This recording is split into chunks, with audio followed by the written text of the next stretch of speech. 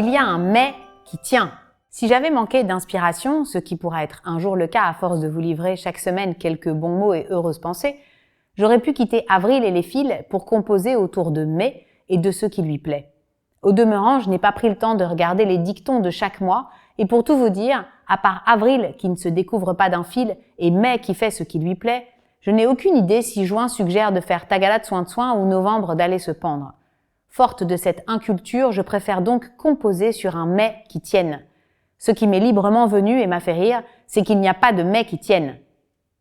Dans ce jeu de mots détourné, il me semble bien reconnaître là une réelle aversion que j'ai à l'encontre de ces phrases imposées aux enfants, ces dictons peu savants, érigés en vérité qui viennent ponctuer notre éducation. Il n'y a pas de mais qui tienne. Il faut pas se mettre dans des états pareils. C'est le bon Dieu qui t'a puni. Bien fait pour toi. Ça t'apprendra. Laisse-moi faire. Tu vas te brûler. Je vais te donner une bonne raison de pleurer. Mises bout à bout, ces expressions semblent avoir été dites par le père Fouettard, un personnage qui pourrait avoir été oublié par Zola dans les Rougon-Macquart. Alors s'il n'y a pas de mais qui tienne, je décide qu'il y aura un mais qui tient.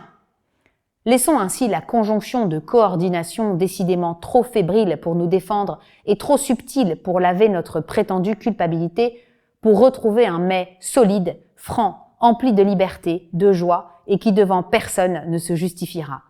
Car il y a un mais qui tient, celui qui annonce un vent de printemps, le bonheur de s'asseoir à une terrasse, une heure volée à l'obscurité, les changements de garde-robe, les pelouses qui reprennent du poil de la bête qui vient y poser sa serviette, les films projetés en plein air et les ciels étoilés qu'on peut parfois apercevoir.